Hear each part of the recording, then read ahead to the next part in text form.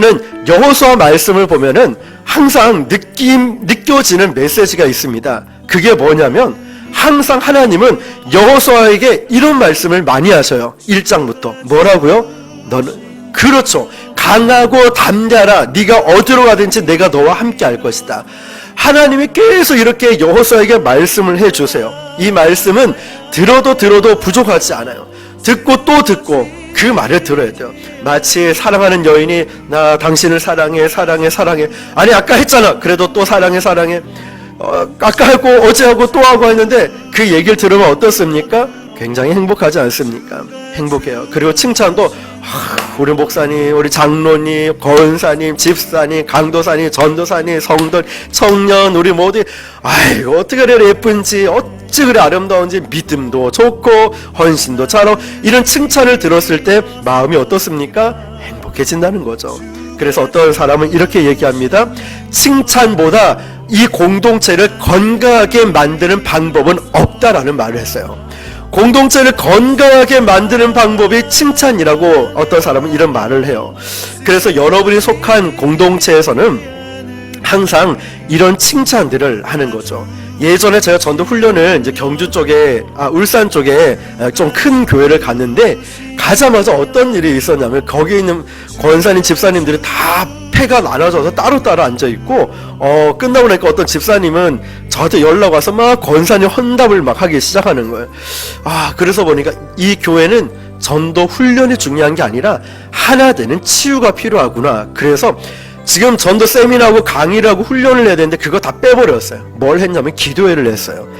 찬양을 부르고 기도회를 하고 나서 그 다음에 허깅을 했습니다. 허깅을 하기 시작하는 거예요. 그 다음에 허깅을 하고 나서 허깅을 하면 이렇잖아요. 자기가 좋아하는 사람만 가잖아요. 거의 뭐 여자분이니까 허깅하는데 자기가 좋아하는 사람 가잖아요. 그래서 이제 이렇게 얘기해서요. 한 번도 허깅 안 하는 사람 3명을 찾아가라 했어요. 막 찾아가다가 막 쭈삣쭈삣 막 이렇게 가는 거예요. 그리고 또 주문을 이제 부탁을 했죠. 3가지 이상 칭찬을 하는데 칭찬은 상대방이 좋아할 만한 것을 칭찬하십시오. 이렇게 해서 한 3주 정도는 거의 그분들의 마음을 만지는 좋은 밭이 되는 이런 일을 했었던 것 같아요. 다른 것이 정말 중요하지만 이 공동체가 건강해지는 것이 중요하기 때문이죠.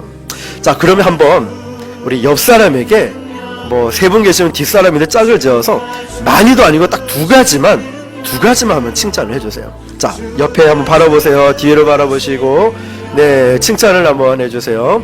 자, 예. 우리 하나가 좀 짝이 우리 박성아 집사님하고 하나는 장로님한테 한번 칭찬을 한번 해줘. 장로님한테.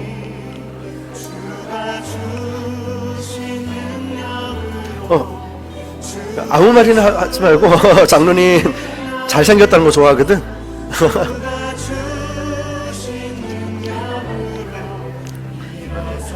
이제 집에 가서 이제 한참 좋아해서 막 이제 나중에 전화 올 거야. 진짜냐고 막 이러면서 확인 전화 올 수도 있어. 예, 칭찬은 진짜 서로를 상대방을 또 내 자신을 행복하게 만드는 것 같아요. 사실 그게 아닌 줄 알아요. 아닐 수도 있고. 근데 저를 보고 얘기한 거죠. 이제 뭐 잘생겼니? 그거 아닌 줄 아는데 뭐 이제 날씬하니 뭐 이렇게 훈남이니 뭐 꽃미남이니 아닌 줄 알아요. 근데 그런 얘기 들으면 마음이 참 좋아요. 어떤 때 설교를 너무 힘들게 해서 돌아왔을 때 너무 마음이 지쳐 있는데 목사님 다른 때보다 오늘 최고였어요. 이런 반응들 있죠.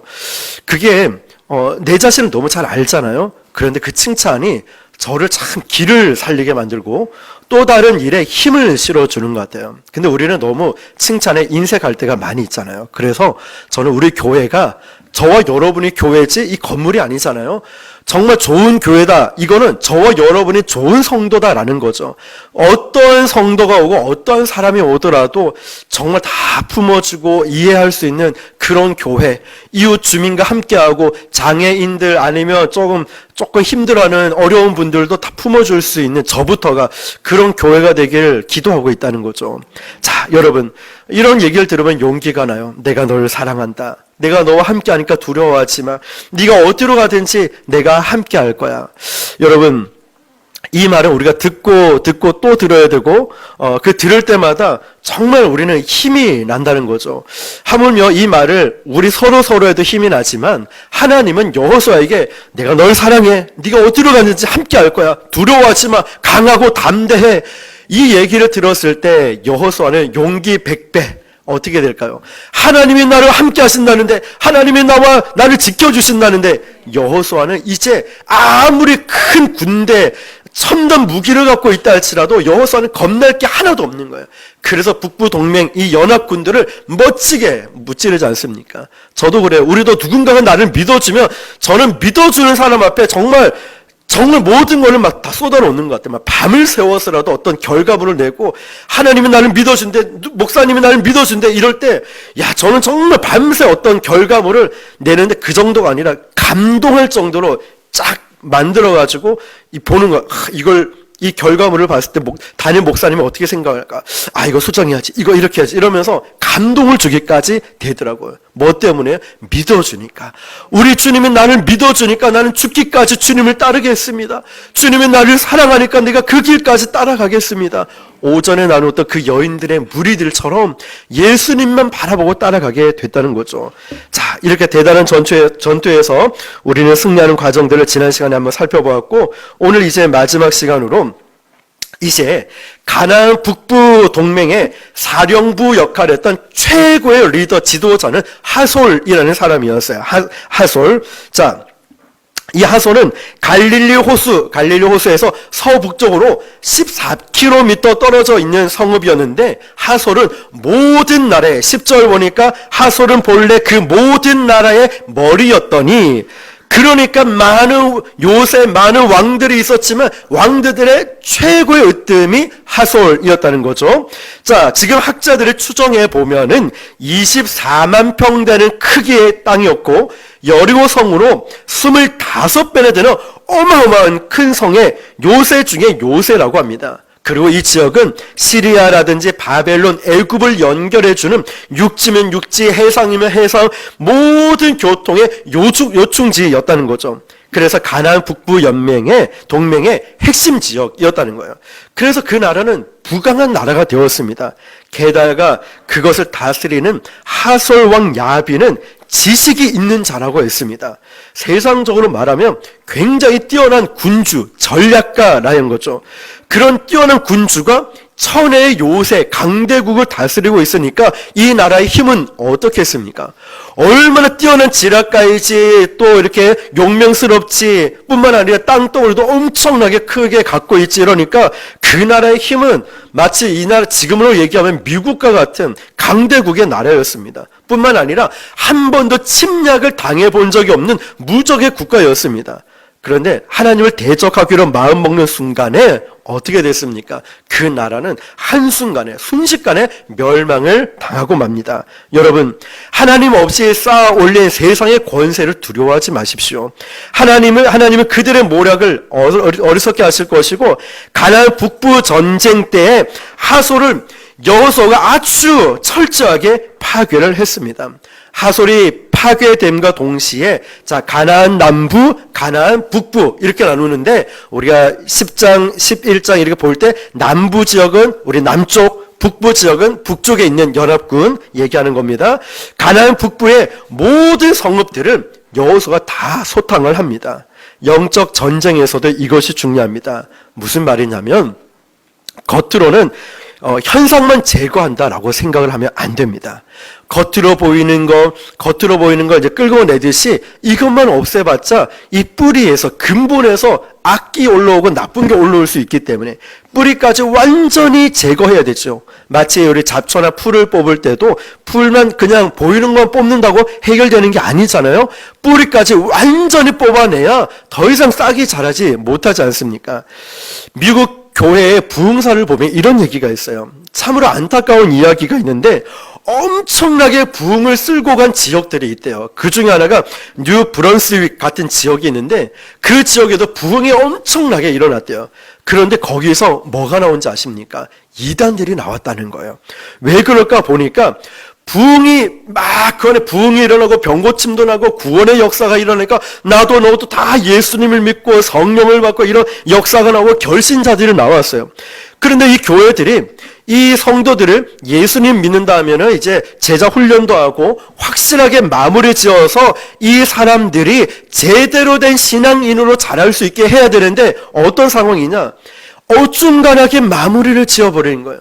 그러니까 악에 남아있는 잔당을 완전히 소탕시키지 못하니까 어중간하게 믿는 거예요. 이단이 왜 이단인지 아십니까? 달을 끝 단을 쓰는 거예요. 끝이 다른 거예요. 성경으로 똑같이 시작을 하는데 끝이 육신으로 마치고 교주를 믿어라, 나를 믿어라 이러면서 엉뚱한 데를 가버리는 거예요. 확실하게 하나님의 교회를 든든하게 세워놓지 못하니까 진드기처럼 막 다시 일어나기 시작해서 악의 세력이 번성하게 됐다는 것이죠. 이처럼 영적인 전쟁은 마무리가 중요해요. 우리가 직장일도 사업도 가정도 인간관계에서도 이런 마무리가 중요하듯이 영적인 전쟁은 더 그렇습니다. 사람들이 겉으로 보기에 뭐 살인만 안 하면 되지 그 정도가 아니라 성경에서는 형제를 미워하는 마음까지도 제거하지 않으면 아무 소용이 없다라고 해요. 미워하는 마음까지도. 다시 말하면 악의 뿌리까지도 완전히 제거하라는 것이죠. 그래서 여러분 눈에 보이는 것만 가지고 믿어서는 안 된다는 거예요. 교회도 눈에 보이는 거룩한 것만 좋아하면 안 된다는 거예요. 무슨 말인지 아십니까? 여러분도 내가 옷을 잘 입고 거룩한 모습만 보인다고 다 되는 게 아니에요. 말로 내가 믿음이 있는 척, 신앙이 좋은 척 여기에 속으면 안 된다는 거예요. 여기에 나도 속을 수 있어요. 내 자신도 내가 봉사를 많이 하고 교회를 오래 다녀서 내 신앙이 좋은 걸로 착각할 수 있어요. 근데 거기에 고난이라는 걸 딱 대입을 해보면 내 믿음을 알 수 있어요. 고난이라는 걸 다가오면, 어려움이 닥쳐왔을 때, 시험이 왔을 때 딱 보면은 내 믿음이 어느 수준인지 알 수 있다는 것이죠. 곳곳에 숨어있는 우리가 보지 못하는 악한 마귀가 자꾸만 우리에게 파고들어서 우리를 넘어뜨리려고 해요.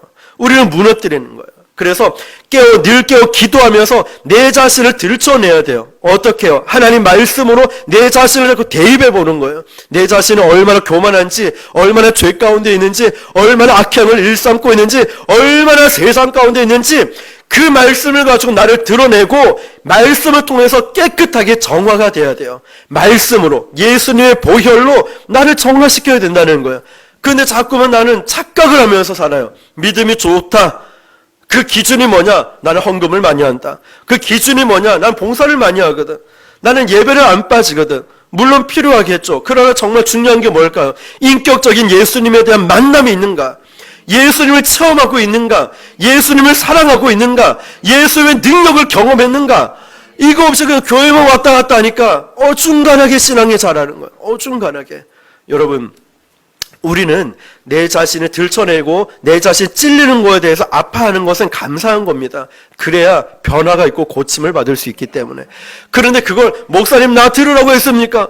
자꾸 저한테만 뭐라 하지 마시고 하나님한테 좀 말씀을 따지든지 나 들으라고 막 했습니까? 막 이러지 말라는 거죠. 자, 여러분, 여호수아의 가나안 정복 전쟁은 쉽게 온 것이 아니었어요. 승리를 위해서 여호수아 지금까지 우리가 봤잖아요. 얼마나 많은 수고와 땀을 흘리고 피를 흘리고 밤새 정복을 하고 매복을 하고. 여러분, 이것은 쉬운 전쟁은 아니었다는 거죠. 16에서 23절을 쭉 보면은 가나안 남부 전쟁, 연합군, 북부 연합군을 무너뜨린 다음에도 가나안 정복 전쟁의 전체 맥락을 볼 수가 있어요. 북쪽으로 쭉 올라가니까 레바논 또 헤르몬 산까지 그 전체가 다 이제 전쟁을 하고 나갔다는 거죠. 얼마나 이제 뭐 그렇게 넓은 건 아니지만 남북으로 240km 또 가로로는 80km 정도 되는 그렇게 뭐 넓은 땅은 아니겠지만 이 땅 전체 왕들이 몇 명이나 됐냐면 그 좁은 땅덩어리에 왕들만 30명이 넘었다는 거예요. 쉽게 말하면 우리 부산에서 서울까지 뭐 한 400km 잡는다면 한 대전까지 정도, 그 폭은 80km밖에 되지 않은 아주 좁은 땅덩어리에 왕만 30명이 넘었다니까요. 그래서 여호수아와 그러니까 남부연합군, 북부연합군을 괴멸시킨 다음에도 왕들과 요새들, 나머지 정규군 다 무너뜨리는데 몇 년이 걸렸을까요? 7년이 걸렸다는 거예요. 그래서 우리가 지난 시간에 배웠던 아이성을 패배하고 그 다음 회개하고 아이성을 다시 정복해 나간 다음에 그 뒤로 7년 동안 한 번도 패배하지 않았다는 거예요. 이제 승리하는 방법을 알았거든요. 하나님의 음성을 듣는 것. 이제 실패하지 않는 방법을 알았거든요. 내 고집대로 하지 않는 것. 여러분, 그래서 이 전쟁은 쉬운 전쟁은 아니었어요. 분명히 하나님은 말씀하셨고 하나님은 함께 하셨지만 여호수아의 군대는 정말 많은 수고를 해야만 했다는 것이죠. 여호수아 군대는 길갈에 진영을 설치하고 항상 그곳에서 전쟁을 치르고 길갈로 오고 길갈에 있다가 또 전쟁하러 나가고 요새가 진영이 바로 길갈이라는 지역에 있었다는 거죠. 길갈이 어디 있을까? 자, 이게 요단강입니다. 요단강을 쭉 건너갔어요. 건너가서 보니까 바로 앞에 여리고성이 있고 그 위에 길갈, 그 옆에 아이성, 베델성. 자, 이렇게 위치해 있습니다. 자, 여러분, 우리 같으면 야, 이 엄청난 요새, 이 엄청난 좋은 땅을 딱 점령하고 나면 어떤 생각 들까요? 야, 여기는 바람도 좋고 공기도 좋고 시설도 좋은데 여기에 좀 머물까? 그냥 우리 수도를 옮깁시다. 군대 진영을 이 지역으로 옮깁시다. 이럴 수도 있지 않습니까? 왜냐? 너무나 이제 좋은 환경이니까. 근데 하나님은 그러지 않으셨어요. 하나님은 아니야. 너희는 그냥 길갈에 머물러 있어. 너는 길갈에 머물러 있어. 왜 그랬을까요? 타락할까 봐. 이스라엘 백성들이 가나안 땅을 점령하고 나갈 때 그 무기도 최첨단 무기 같으면 자기네들을 소유하는 게 보통 전쟁에서 맞는데 너 하나도 가져가지 마. 왜 그럴까요? 하나님을 의지하지 않고 무기를 의지할까 봐. 우리도 어떤 승리를 했을 때 하나님은 그걸 취하지 말라 그래요. 가나안의 우상의 문화들을 내가 접하여서 타락할까 봐. 지금 길갈 말고 아니 천혜의 요새 이 좋은 장소가 있는데 왜 저희들 보고 옮기면 좀 안 됩니까? 이럴 수 있는데 그러지 마. 너희들이 타락할까 봐. 하나님도 지금 하나님 내가 지금 이 일도 해야 되고 저것도 해야 되는데 아니야. 너 예배 드려. 아니야, 너 지금 기도해. 아니야, 너 지금 말씀 읽어. 왜 그럴까요? 세상으로 계속 나가다 보면 방향을 잃어버려요. 목표를 잃어버려요. 변질돼 버려요. 그러니까 바빠도 예배의 자리, 힘들어도 예배의 자리, 아무리 힘들어도 사명의 자리를 끝까지 지켜. 주님이 말씀하시는 거. 왜? 방향을 잃어버려요. 목표를 잃어버려요.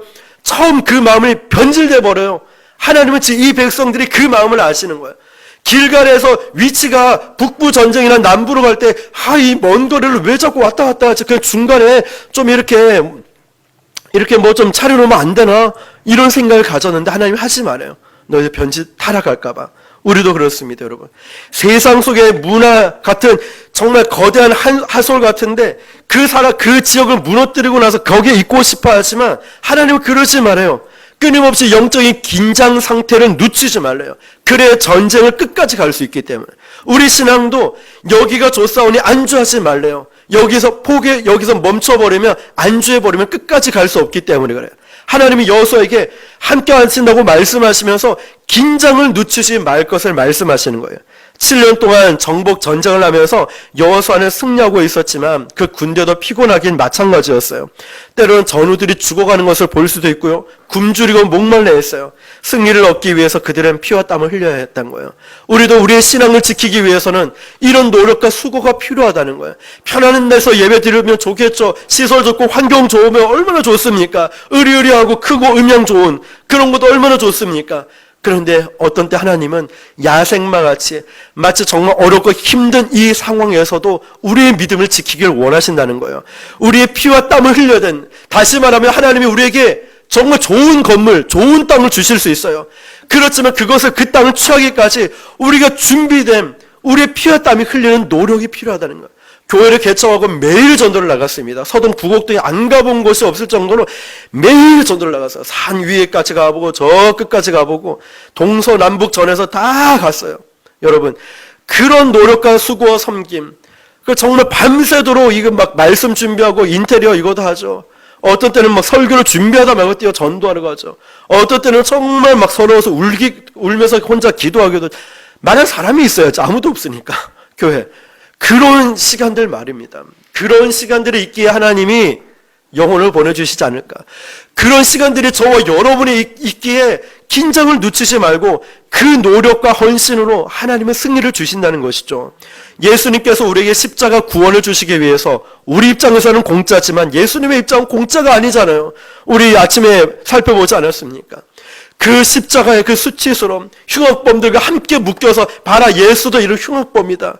얼마나 고통사람. 저는 그 육체적 고통도 크겠지만 정말 제자들이 떠났을 때 그 마음이 아침에 느껴지는 거예요. 얼마나 이 마음이 정말 힘들었을까.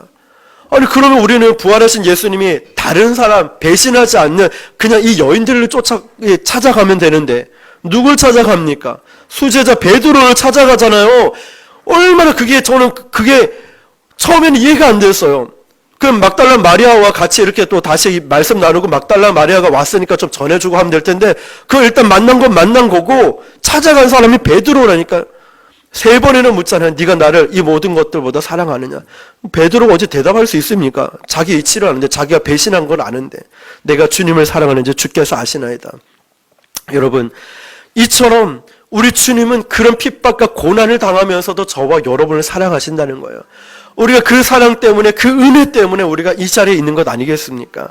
40일 금식한 채로 마귀의 공격을 받으면서도 예수님은 승리하셨고 십자가에 못 박히시기 전에 가시 면류관의 고통을 감내하시고 피와 땀을 흘리면서도 기도하셨죠. 그렇게 주어진 구원이 바로 십자가의 구원이라는 거예요. 그렇게 우리가 구원을 받았다는 것이죠. 그 주님을 따라가는 우리는 어떻게 해야 될까요? 우리가 용서하지도 못하고 사랑하지도 못하고 왜 자꾸 나는 껍데기의 신앙을 가지고 겉모습만 화려함을 갈까요? 쉽게 살면 안 된다는 거죠. 우리에게 오는 고난, 이 영적인 공격은 당연한 겁니다. 우리가 은혜 받았죠. 오늘 집에 돌아가는 길에 분명히 마귀는 공격해와요. 내가 은혜 받은 건 마귀는 더 잘 알거든요. 마귀가 여러분의 마음을 딱 공격할 거예요. 어떤 사람은 육신을 공격할 거예요. 어떤 사람은 물질로 공격할 거예요. 내 가장 연약한 부분을 딱 건드려서 은혜 받은 거 다 까먹게 만들어요. 어쩌면 오전 오후 이 예배 시간에 오늘 은혜 너무 많이 받아서 진짜 맞아 난 이렇게 살아야지.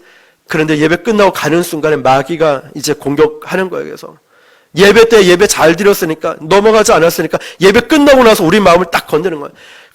내가 이것만 아니면 내가 이길 수 있는데 내가 저것만 아니면 내가 정말 마음 잘 지키고 있었는데 꼭 난 이렇게 건들더라. 지켜야죠. 당연히 그런 거 와요. 은혜 받았으니까 하나님이 함께 하시니까 마귀가 공격해 오는 건 당연하다는 거예요. 우리가 주님의 손을 잡고 담대히 영적 전쟁에 나갈 때 승리할 수 있는 거예요. 그래서 우리가 자꾸 마음을 지키고 넘어가지 말고 마음을 좀 단단하게 마음을 먹으라는 거죠. 오늘 본문에서 많은 부분을 다룰 수 있겠지만 저는 한 가지만 좀 포인트를 잡고 넘어갔으면 좋겠습니다. 아낙 자손은 모라의 사건인데요. 21절, 22절을 볼게요. 그때 여호수아가 가서 산지와 헤브론과 드빌과 아납과 유다 온 산지와 이스라엘 온 산지에 아낙 사람을 멸절하고 그가 또 그들의 성읍들을 진멸하여 바쳤으므로 이스라엘 자손의 땅에는 아낙 사람들이 하나도 남지 아니하였고 가사와 가드와 아스도데만 남았더라. 아멘. 자, 여러분 이 말씀을 우리 집중해서 보고 마칠게요. 왜 이 많은 가나안 정복 전쟁에서 수많은 사람들이 있을 텐데 저 같으면 이 여리고성 봐. 내가 이게 여리고성을 6일 동안 두고 7일째 멋지게 승리했어. 이걸 막 내세우고 싶었을 것 같아요. 봐, 여리고성이 어떻게 무너진지 알아? 이런 거 집중할 것 같은데 지금 오늘 이 말씀을 보면은 특별히 아낙 자손을 정복한 이야기를 다루고 있다는 거예요. 자, 그러면 왜 이 이야기가 나왔든지 우리 백투더 퓨처 어떻게 40년 전으로 슉 한번 돌아가 볼게요. 저는 40년 전에 3살이었어요. 여러분 40년 전에 몇 살이었습니까? 예, 아주 그래도 풋풋했던 젊은 시절 있죠. 장로님은 30대, 30대 그때로 돌아가고 싶을 거예요. 여러분 뭐 20대도 있을 거고, 거의 뭐 20, 30대 되겠어요. 그렇죠? 40년 전에. 그러면 지금 40년 전이면 한 80년대 그 응답하라 막 그렇게 나오겠네요. 80년대. 그때만 보면 이제 86 아시안 게임, 88 서울 올림픽. 야, 그때만 해도 참 살기 좋지 않았습니까? 88 올림픽 때 벽돌만한 그 핸드폰, 큰 핸드폰, 카폰, PCS 뭐죠? 이제 전화기도 있고 삐삐도 나오고 막 그럴 시대 아닙니까? 자, 그때로 한번 돌아가 보는 거죠. 자, 오늘도 우리 40년 전을 한번 과거로 거슬러 가봅시다. 이제 모세가 나와요. 40년 전에 가나안 땅으로 들어가기 위해서 바란 광야에 가데스 바네아라는 곳이 있어요. 거기서 뭘 했을까요? 12명의 정탐꾼을 가나안 땅으로 쫙 보내지 않습니까? 자, 그 사람들이 보고 와서 보고를 하는데 어떻게 보고합니까? 여호수아와 갈렙만이 이 땅을 취합시다. 우리는 할 수 있습니다. 믿음을 선포하고 나머지 다른 10명의 정탐꾼은 다 어렵습니다. 안 됩니다. 우리는 메뚜기와 같습니다. 안 됩니다. 그러면서 거기에 누가 있다고 했을까요? 아낙 자손이 있다 했어요. 아낙 자손. 성경을 갖고 계신 분은 아까 읽었던 본문의 아낙 자손을 동그라미 꼭 치시고 그 다음에 민수기 13장 30에서 33절을 이제 옆에다가 써 놓으시면은 이해가 바로 돼요. 아낙 자손이 왜 여기에 나왔을까? 바로 그 사건 때문에 그래요. 제가 본문을 읽어 드릴게요. 갈렙이 모세 앞에서 백성을 조용히 하게 하고 이르되 우리가 곧 올라가서 그 땅을 취하자 능히 이기리라 하나 그와 함께 올라갔던 사람들은 10명의 정탐꾼이죠. 이르되 우리가 능히 올라가서 그 백성을 치지 못하리라. 그들은 우리보다 강한 일하고 이스라엘 자손 앞에서 그 정탐한 땅을 악평하여 이르되 우리가 두루 다니며 정탐한 땅은 그 거주민을 삼키는 땅이요 거기서 본 모든 백성은 신장이 장대한 자들이며 거기서 네피림 후손인 누가 있다고요? 아낙 자손이. 이때 아낙 자손이 거인들을 보았나니 우리는 스스로 보기에도 메뚜기와 같고 그들이 보기에도 그와 같을 것입니다. 여러분, 이스라엘 사람들이 하나님이 주신 그 엄청난 꿈을 무너뜨린 게 누구였다고요? 아낙 자손이라는 거예요. 이스라엘 자손 가나안 땅을 하나님이 주시겠다 말씀하셨는데 그 꿈이 다 무산돼 버렸어요. 누구 때문에요? 아낙 자손. 아낙 자손에 대한 공포 때문이라는 거죠. 10명의 정탐꾼을 제외한 나머지 몇 명이 있었냐? 200만 명의 이스라엘 백성들이 있었다는 거예요. 여러분, 한 사람, 또 이 사람들의 선동이 얼마나 무서운지 아시겠습니까? 아니, 지금 200만 명은 아낙 자손을 본 적도 없어. 오늘 이 말씀에 처음 들었어요. 아낙 자손을. 지금 본 적도 없는데 그냥 들었어요. 아낙 자손에 공포감이 생긴 거예요. 200만 명이 졸지에 하나님의 약속을 다 잊어버렸다는 거예요. 이해가 되십니까? 우리 같으면 여호수아 갈렙 얘기 두 사람만 얘기 들으면 될 텐데 이 사람은 온데간데 없이 그냥 이 10사람의 얘기를 듣고 그냥 하나님의 약속 다 잊고 우리 죽겠다. 심지어는 모세까지 죽이려고 했다니까요. 바로 들어갈 수 있었던 약속의 땅을 38년 동안 그 바람 광야에서 한참 헤매고 돌다가 1세대들은 다 죽게 되지 않습니까? 광야에서 하나하나 다 죽어갔어요. 하나님의 약속의 말씀을 신뢰하지 않은 결과죠. 여러분, 출애굽 1세대가 약속의 땅으로 들어가는 이 꿈을 이루지 못한 것은 그 꿈을 죽인 것은 누굴까요? 아낙 자손. 아낙 자손의 공포 때문이었다는 거죠. 아무 죄도 없이 부모 세대의 불신앙 때문에 광야에서 태어나고 약속의 땅을 들어가지 못하여 청소년기를 보내고 자라할 수밖에 없었던 출애굽 2세대. 광야에서 38년 동안 고생하며 보냈던 이 2세대 말이죠. 부모가 바로 아낙 자손에 대한 공포 때문이었어요. 이스라엘 백성들은 뇌리에 박힌 아낙 자손에 대한 공포는 하나님에 대한 생각보다 하나님에 대한 믿음보다 더 무서웠어요. 여러분, 이스라엘 사람들은 억누르고 있던 무서운 악성 종양 같은 영적인 종양 같은 존재가 아낙 자손에 대한 공포였다는 거예요. 근데 우리는 이 말씀에서 이상한 걸 보잖아요. 이 백성들은 아낙 자손을 본 적도 없다니까요. 그냥 나머지 정탐꾼이 얘기만 들었다니까요. 들었는데 그냥 공포감을 갖고 하나님에 대한 믿음도 다 잊어버렸어요. 그래서 여호수아에는 반드시 이 아낙 자손을 괴멸시켜야 된다는 이야기가 들어간 이유가 여기 있다는 거예요. 여러분, 우리도 지금 문제 앞에서 아니면 두려움 앞에서 하나님은 온데간데 없어요. 믿음도 온데간데 없어요. 그냥 세상 사람들과 똑같아져 버려요. 왜 그럴까요? 이 공포 때문에, 두려움 때문에. 내 문제가 너무 크다는 거예요. 내 어려움이 너무 크다는 거예요. 그럼 지금까지 기도한 건 뭐가 되고 평생 예수님을 믿은 게 뭐가 되냐고. 지금 뭐 하는 거냐고 지금 이 상황인 거죠. 여러분, 그래서 지금 하나님은 이 여호수아의 아낙 자손을 반드시 괴멸시켜야 되는 이야기를 넣는 이유라니까요. 출애굽할 때 홍해에서 애굽 사람들, 병사들이 다 몰살당하잖아요. 하나님의 의도였어요. 왜? 이들은 노예 생활, 노예의 근성이 있기 때문에 잘 봐. 바다의 힘이, 홍해 바다 힘이 쫙 회복되면서 보는 눈앞에서 애굽 군대 다 멸절시키잖아요. 이스라엘 백성들 마음속에 있는 두려움, 트라우마 때문에 눈앞에서 딱 목도할 수 있도록 만드셨다는 거예요. 지금 이 이유도 바로 그거예요. 지금 이 여호수아는요, 여호수아가 죽고 나서 쓰여진 책입니다.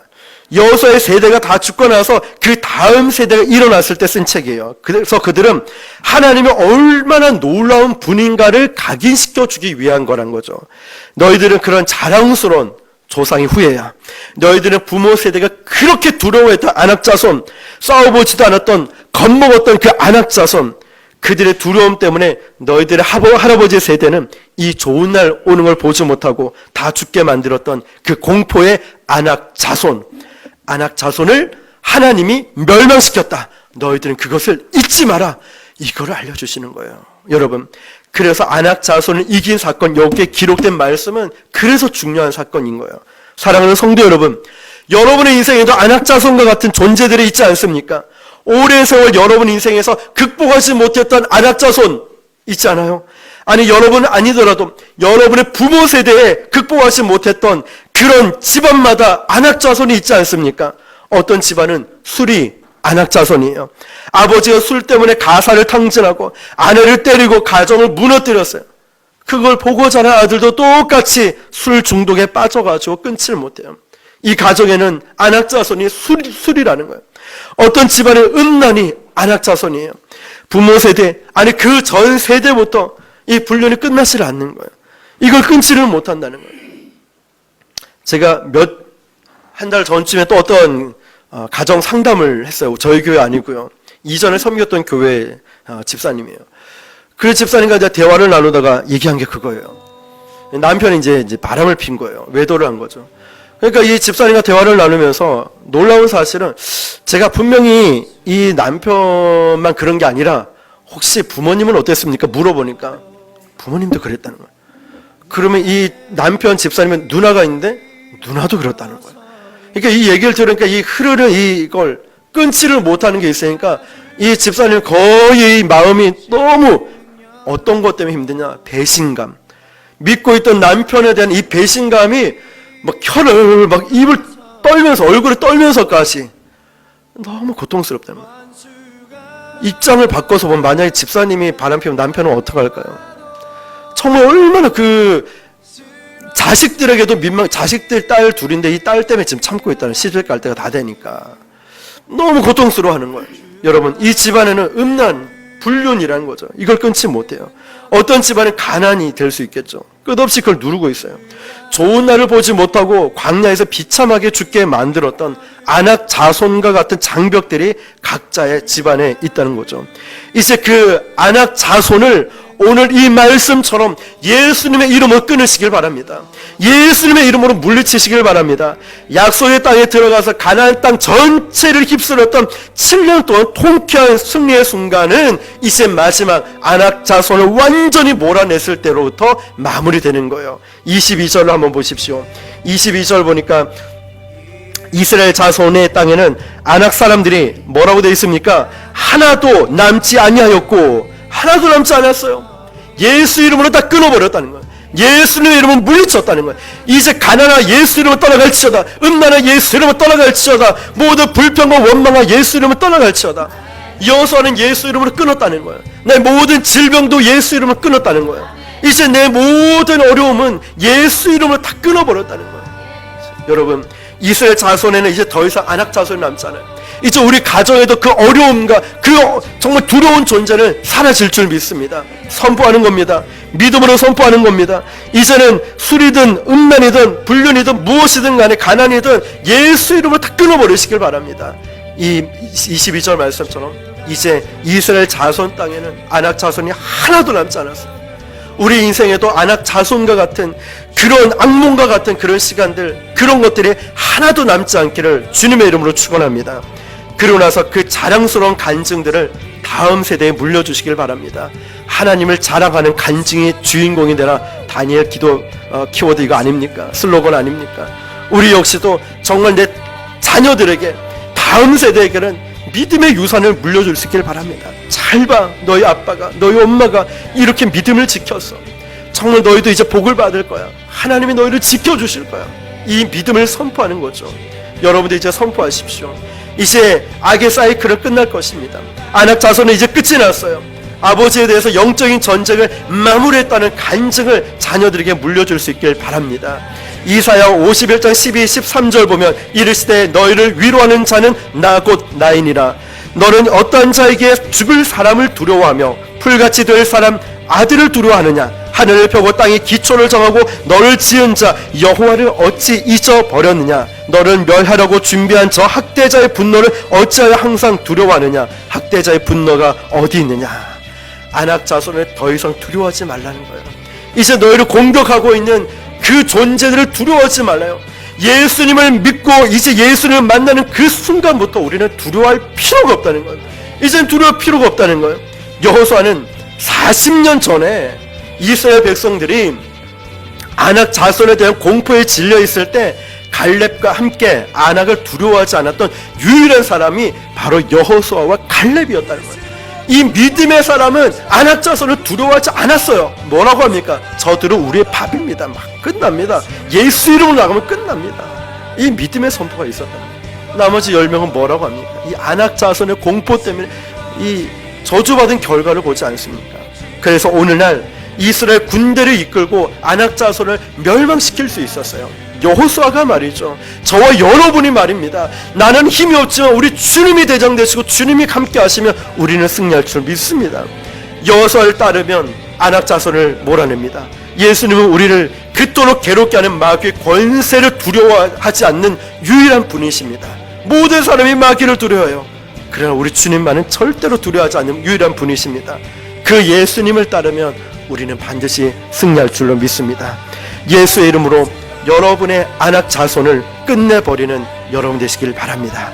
더 이상 나의 인생에서, 우리의 집안에서 안악 자손은 없을 것입니다. 예수 이름으로 승리하시길 바랍니다. 23절 보니까 이와 같이 여호수아가 여호와께서 모세에게 말씀하신 대로 그 온 땅을 점령하여 이스라엘 지파의 구분에 따라 기업을 주매 그 땅에 전쟁이 그쳤더라. 7년간의 전쟁이 끝이 났어요. 여러분, 이 마을은 가나안 땅 구석구석을 완전히 정복했다는 것이 아니라, 우리가 다음 설교에도 다르겠지만 여호수아가 나이 들어 죽기까지도 그 땅은 아직 완전하게 정복되지 않고 남아 있었습니다. 그러면 이 말씀이 무슨 뜻이냐면, 여호수아 군대가 가나안 땅에 있는 모든 왕들, 모든 정규군들을 다 패배시키고 가나안 전체의 주도권을 가지고 왔다는 뜻이에요. 이제 가나안의 주인이 누구인지 판가름하는 건 끝이 났다는 거예요. 가나안 땅의 주인은 여호수아가 정복했다. 이게 이제 판가름하는 모든 주도권이 여호수아에게 넘어왔다는 뜻입니다. 이제 12지파에게 이 땅을 골고루 나누어집니다. 각 12지파로 나누어지고 자기 영토 안에 있는 이제 게릴라 같은 잔당을 소통하는 숙제는 해야 되지만 가나안 땅 전체의 전쟁은 끝이 났다는 거예요. 이제 이스라엘은 이 땅의 주인임을 선포하는 것입니다. 여러분, 2차 연합대전 때 연합군의 승리로 끝난 뒤 독일이 행복했을까요? 그렇지 않다고 합니다. 항복하고 난 뒤에도 유럽 곳곳에 독일의 잔당이 남아 있었다고 합니다. 이 저항 세력들은 있긴 있었지만 힘을 다 잃어버린 거죠. 이미 승리했기 때문에 이제 유럽 사람들은 전쟁이 끝났기 때문에 평안한 삶으로 돌아갈 수 있었다는 거죠. 여호수아가의 이 전쟁은 7년 만에 이룬 승리가 이런 것이었습니다. 여기에서 중요한 사실은 전쟁이 그친 것은 이스라엘과 가나안이 평화 협상을 했다는 뜻이 아니겠죠? 뭘까요? 이스라엘이 가나안 땅을 정복했고 이 땅을 승리했다라는 뜻입니다. 여호수아의 전쟁은 승리로 끝난 것입니다. 여러분, 마귀와 타협해서 갖고 있는 평화는 의미가 없어요. 아무리 그것이 좋은 것이라 할지라도 이 마귀와 타협하고 있는 건 의미가 없다는 거예요. 우리는 예수 이름으로 완전히 승리해서 이 땅에 평화를 가져올 줄 믿습니다. 우리는 예수 이름으로 승리해서 여러분의 가정에 평화가 올 줄 믿습니다. 여러분의 인생의 기쁨이 다시 회복될 줄 믿습니다. 여러분의 인생에도 이제 그러한 전쟁이 그치기를 바랍니다. 어떤 사람은 마음이 전쟁터입니다. 예수님 믿기 전에 예수님을 모르는 우리는 우리의 전쟁터였죠. 돈이 전쟁터고 어떤 명예, 지식, 시기, 질투, 우울증, 분노 이런 것들 때문에 자살도 많이 하고 또 힘든 일들이 얼마나 많습니까? 마귀는 계속 우리를 잠식하며 우리에게 평화가 없습니다. 그러나 우리는 예수님을 영접하는 순간, 우리는 예수 이름을 믿는 순간 평화의 왕이 내 마음속에 오시면서 모든 전쟁이 그치고 우리 가운데 기쁨이 온 것입니다. 그렇게 우리는 살게 된 겁니다. 저는 저와 여러분의 가정에, 여러분의 인생에 이런 모든 전쟁, 안악 자손과 같이 우리를 자꾸만 힘들게 하는, 두렵게 만드는 존재들, 예수님 믿지 못하게 만드는 안악 자손들을 오늘 이 시간 예수 이름으로 다 결박해버리고 여러분 가정에, 여러분의 인생에 참된 기쁨과 평안이 있기를 주님의 이름으로 축원합니다. 기도하겠습니다. 여러분 한번 이제 우리 기도로 선포하며 나갈 때 여러분에게